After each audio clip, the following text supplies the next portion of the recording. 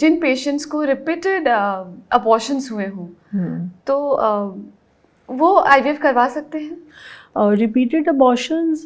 का कारण बहुत अलग होते हैं, लेकिन उनको भी हम आईवीएफ से हेल्प कर सकते हैं, क्योंकि रिपीटेड अबॉर्शंस में कई बार एम्ब्रियो क्वालिटी या जो एम्ब्रियो है अगर उसमें कोई डिफेक्ट है, अगर कोई जेनेटिक डिफेक्ट है मान लो, तो उस वजह से वो बार बार अबॉर्ट होती ही रहेगी प्रेगनेंसी। तो एम्ब्रियो लेवल पे अगर कोई डिफेक्ट है तो हम आईवीएफ में वो एम्ब्रियो की क्वालिटी को जज कर सकते हैं, बेस्ट एम्ब्रियो सिलेक्ट कर सकते हैं, उसको ही हम अगर इम्प्लांट करें तो अबॉर्शन के चांसेस कम हो जाएंगे। देन फिर आईवीएफ में हम प्री जेनेटिक टेस्टिंग भी कर सकते हैं, जैसे एम्ब्रियो इम्प्लांट करने से पहले हमने उसका अगर जेनेटिक टेस्ट किया और जो हेल्दी एम्ब्रियो आया रिपोर्ट में उसी को हम ट्रांसप्लांट करें तो वो भी रिपीटेड अबॉर्शंस में बहुत हेल्प कर सकता है। तो आईवीएफ डेफिनेटली कई एम्ब्रियो की लेवल पे हेल्प कर सकता है। अगर यूट्रस का रीज़न है रिपीटेड अबॉर्शंस का तो फिर उसमें आईवीएफ बहुत ज़्यादा हेल्प नहीं कर पाएगा, लेकिन अगर एम्ब्रियो के लेवल पे प्रॉब्लम आ रही है तो डेफिनेटली ऐसे पेशेंट्स को बहुत फ़ायदा हो सकता है।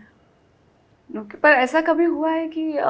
आप किसी कपल को आपको बोलना पड़ा हो कि नहीं आईवीएफ आपके लिए वर्क नहीं करेगा? हाँ, वो जिनमें यूट्रस अगर बिल्कुल ख़राब हो चुका है तो ऐसे पेशेंट्स को फिर सरोगेसी के लिए एक ऑप्शन देना पड़ता है, क्योंकि जिनका यूट्रस ही डैमेज हो गया है तो उसमें आप कितने भी अच्छे एम्ब्रियो डालेंगे तो वो कंसीव नहीं होगा। But transparency as I told you is very important. अगर आपने एज अ क्लिनिशियन जज करा कि पेशेंट को नहीं सक्सेस मिलेगा तो it is always better to rather than giving कोई फॉल्स होप्स देने से बेटर है कि आप उनको क्लियर उस चीज़ को काउंसलिंग करें, उनको समझाएं। और वैसे आईवीएफ ऐसी टेक्निक है कि अधिकतर पेशेंट्स को सक्सेस मिल सकता है, 80% ऑफ देम कैन कंसीव, अगर एक्सेप्ट कि जिनमें यूट्रस बिल्कुल ख़राब हो चुका है, बाकी सबको हो ही जाती है प्रेगनेंसी अगर आप राइट टाइम पे करें, राइट एज में अगर आप उस ट्रीटमेंट को लेते हैं, वो भी बहुत इम्पॉर्टेंट